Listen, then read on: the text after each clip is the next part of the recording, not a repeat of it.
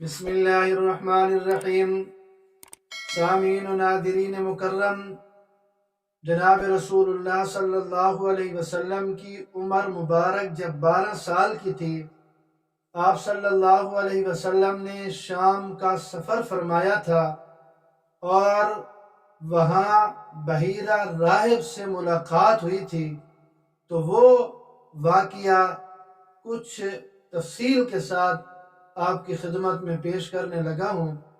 کہ جناب رسول اللہ صلی اللہ علیہ وسلم کی عمر مبارک 12 سال کی تھی اور آپ کے چچا ابو طالب تجارتی قافلے کے ساتھ شام جانے کا ارادہ رکھتے تھے، اور یہ سفر چونکہ مشکلات اور مصائب سے بھرپور تھا تو آپ صلی اللہ علیہ وسلم کو ساتھ لے جانے کا وہ ارادہ نہیں رکھتے تھے، لیکن جب روانگی کا وقت آیا تو ابو طالب نے دیکھا کہ جناب رسول اللہ صلی اللہ علیہ وسلم کے چہرے پر حزن و ملال ہے، غمگینگی ہے،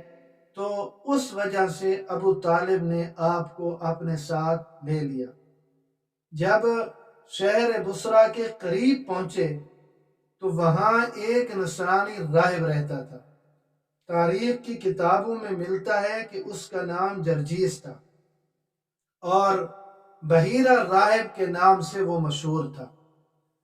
نبی آخر الزمان کی جو علامتیں پہلی آسمانی کتابوں میں موجود تھیں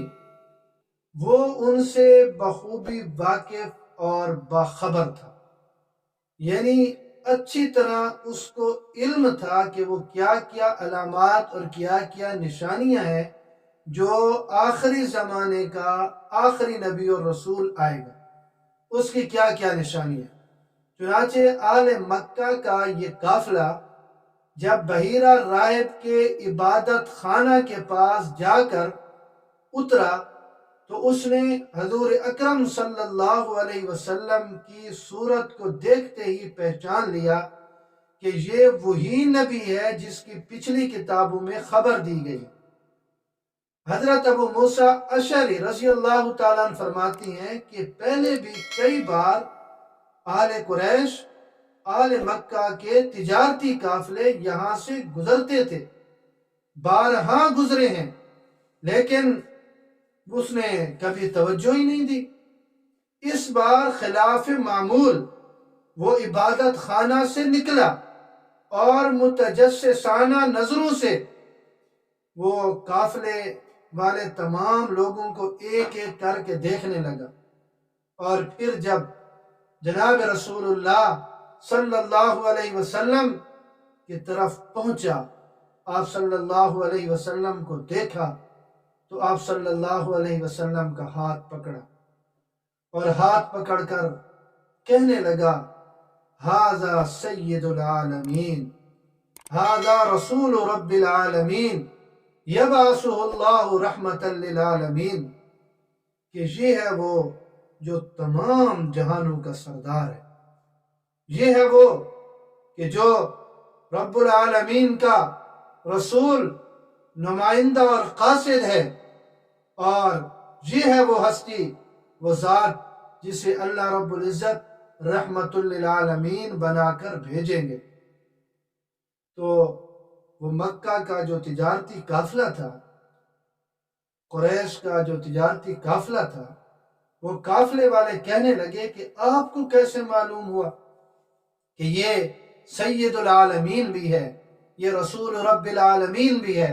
یہ رحمت للعالمین بھی ہے، آپ کو کیسے معلوم ہوا؟ تو وہ کہنے لگا کہ جب یہ قافلہ آ رہا تھا اور گھاٹی سے نکلا ہے تو میں نے دیکھا کہ کوئی بھی شجر اور حجر، یعنی درخت اور پتھر ایسا نہیں تھا جس نے اس کو سجدہ نہ کیا، اور شجر اور حجر اگر سجدہ کر سکتی ہیں تو وہ صرف اور صرف نبی کو کر سکتی ہیں، نبی کے علاوہ کسی اور کو نہیں کر سکتی۔ اور اس کے علاوہ میں مہر نبوت سے بھی پہچانتا ہوں کہ یہ وہی ہیں جو آخری نبی اور آخری رسول ہیں۔ اور رحمت للعالمین ہے، میں مہر نبوت سے بھی پہچانتا ہوں۔ تو یہ کہہ کر یہ بحیرہ راہب یہاں سے نکلا اور پھر وہاں جا کر اپنے عبادت خانہ میں یا اپنی جو اس کا حجرہ وغیرہ تھا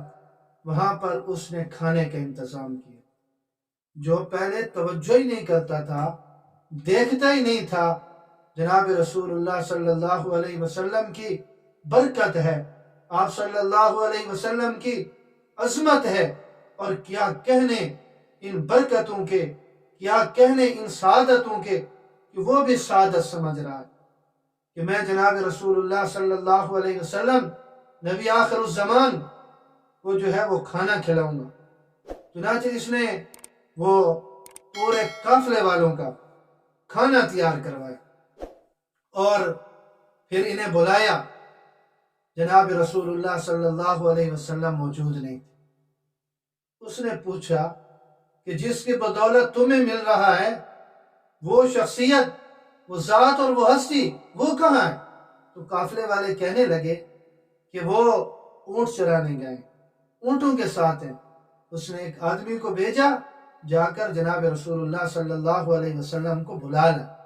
چنانچہ آپ صلی اللہ علیہ وسلم کو بلوایا گیا۔ جب آپ صلی اللہ علیہ وسلم تشریف لا رہے تھے تو دیکھا کہ ایک بادل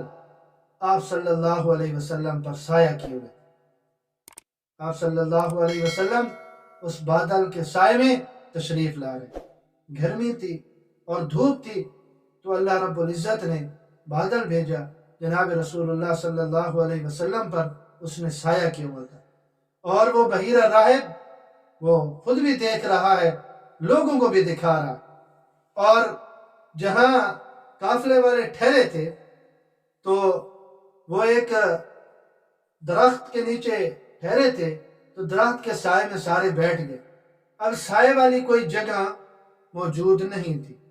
دھوپ تھی اور گرمی تھی۔ جب جناب رسول اللہ صلی اللہ علیہ وسلم